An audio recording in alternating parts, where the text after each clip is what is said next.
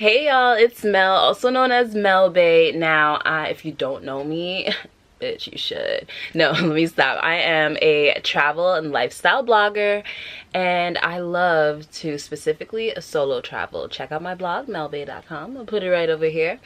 And I get so many questions going, girl, how can you afford this trip by yourself? Girl, you got a sugar daddy? Girl, how, sway, how? And I'm gonna answer that today. Yes, I am. So stay tuned. I'm gonna explain how I afford solo traveling on my own. Ain't no sugar daddies here. I flewed myself out, okay? Let's get into it. Alright, so I'm always getting DMs whenever I'm like sharing my trip on Instagram or any of my social networks. I always get questions like, girl, who's your sugar daddy? Girl, are you rich? Girl, how are you affording this and that, and yada yada. One, ain't no sugar daddies here. I cannot, no, it's not happening.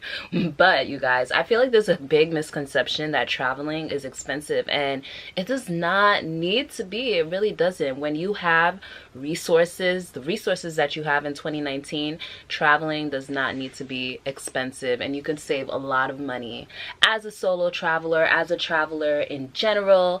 And I'm gonna share some of my first resource is just like Google flights. Now, the first way for you to save money on your trip is obviously the flight going there.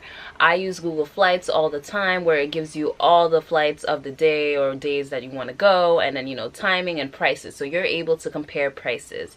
And then there's also websites like Skyscanner, which is amazing. Like, you literally can see the flight prices for any time. Like, and if you just want to go away or have a destination that you want to go to, they literally have an option where it's just like you choose dates and go like anywhere. You can choose anywhere and see what place has the cheapest flight at that day. So that's really cool.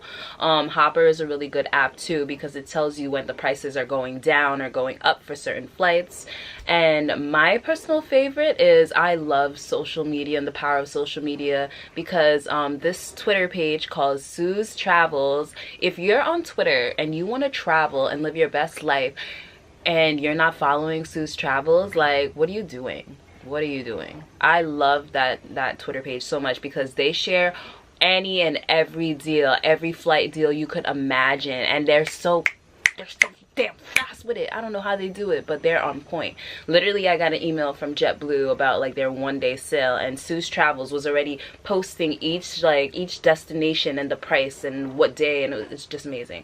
If you're on Twitter, follow them immediately. However, Sue's, who is calling me and why are you interrupting my video? Anyways, once I see a deal, I'm on that, because that's just the way I am. Now, after clearly booking your flight, you need accommodations. I'm gonna be honest, I'm still not into Airbnb like that. Tell me how you guys feel about it. Should I just really, I don't know why, I'm just not into it. I'm not hip to it. Like, I'm such a hotel girl. I want to call the front desk and be like, can y'all bring me a towel? Like, it's not like that in Airbnbs. I like kind of knowing I can bother somebody. I don't know, maybe I'm just annoying. But yeah, so speaking of hotels, I use Hotels.com, and Hotels.com is really good because, one, you're able to book your hotel and you don't have to pay right away, or if you do, it's just like for one night, which is fine, whatever. Which is really good, because if you're being indecisive about hotels and you just like want to get that because, I don't know, maybe it's about to be booked or something, you're able to do that, and you don't have to necessarily commit to that hotel. Or if something happens, trip plan changes, whatever, you're able to cancel that without a fee when you cancel the booking by a certain time. But that's the whole technicalities of it. Another reason why I love Hotels.com though is that you collect hotel night points. So when you get 10 points, 10 nights, when you collect 10 nights, you get a free night, which is amazing. Let me tell y'all, I am obsessed with this because I'm a frequent traveler, so I always hit the 10 nights. I probably had about like three free nights already, which is so fire. It makes some of my traveling easier. I recently went to Amsterdam, and I only had to pay for 2 of the nights because I had nights free, which was amazing. And it's a great way to save money. And yeah, hotels.com is really good too though, because you're able to compare different pricing with the different hotels, and I just love it. I just love it. You guys, if you're not hip to hotels.com, sign up, go look at that shit. It's lit.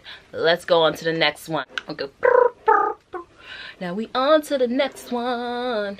Okay, so you guys, you save money on your flight, you lit. You save money on your hotel, you are super lit. Now you want shit to do while you are at your destination, right? Let's get into excursions. Now there's so many ways that you could save on excursions. I personally like to book my excursions ahead of time, right? I feel like this is the best way to go about that, instead of paying for excursions at the actual location, because you're able to search up for promo codes and use them shits, and it's amazing. That's what I did on my trip for Iceland. I used Gray Line for most of my excursions, and I actually was able to use promo codes on those excursions, so they were already like pretty low, and then I get an extra like 10-15% off, and that's just amazing. That was really good.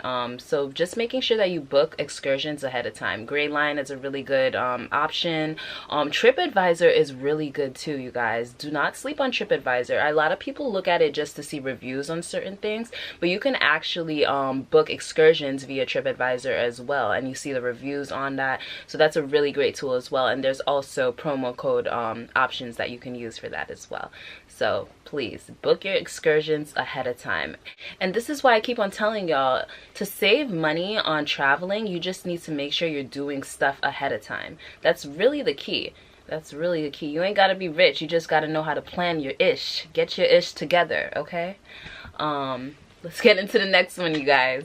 Transportation. Now I kind of feel like this falls in the same category of excursions as well. I like to calculate how much stuff is going to cost me beforehand. I calculate how much it's going to cost me to get to the hotel from the airport. I just know my ish. Either I'm gonna take public transportation, either I'm gonna get a car. Some hotels offer free pickup. Some hotels have like shuttles, and knowing the shuttle times.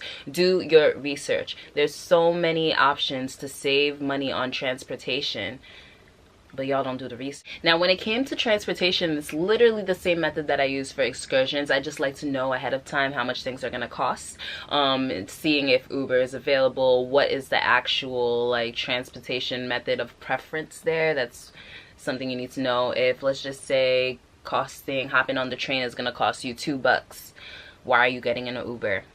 Why? Don't do it. Don't do it. That's what happened to me in Chicago. I was like, their metro system is super quick, super clean, super easy to understand. I did not have to pay for Uber once because I did the research.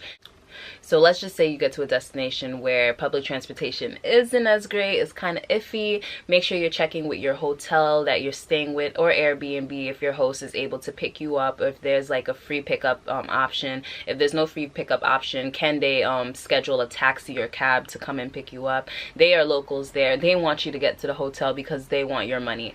They will help you, so make sure that you look into that. But also TripAdvisor was really helpful for me when I was in Bali, because I've actually gotten drivers for the day. I've gotten a driver to take me back to the airport, and Green Line in Iceland was also good for transportation as well. So basically just doing the research, making sure that you you know, just check, like, how do people get around? Like, maybe you could save some money using public transportation, maybe you can't, and you just have to get, I don't know, a ride somewhere or whatever. Just make sure that you're getting the best deal when you're doing that research. Okay.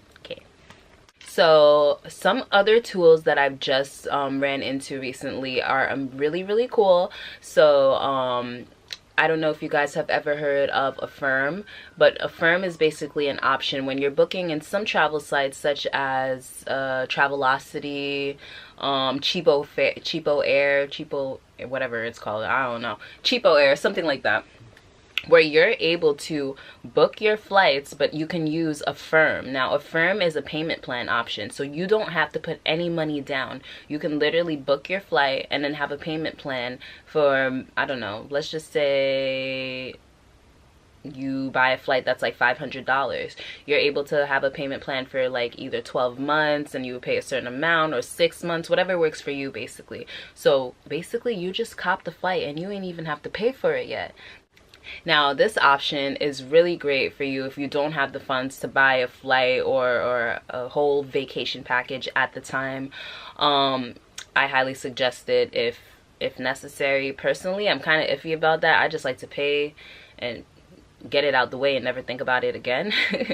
But it's a really great option, you guys, so please look into that. And then also bookit.com also gives that option as well. You're able to book vacations and you just put a down payment, which is amazing. Like I said, not a lot of us are not made out of money, but that shouldn't stop you from living your best life. If that means you got to pay for your trip in part, shit, do it. Do it. Do what works for you. Do what works for you, boo. All right, y'all. So those are some ways that I'm able to afford traveling, and I added some ways that you might want to use to, you know, be able to afford traveling too. Live your best life. Don't let money stop you from seeing the world, because you deserve, okay? Now make sure you follow me on Instagram and Twitter, __ MELBAE. So that's _ Melbae. And make sure you subscribe, because I'm about to put this content out. It's gonna be lit. I promise. I promise.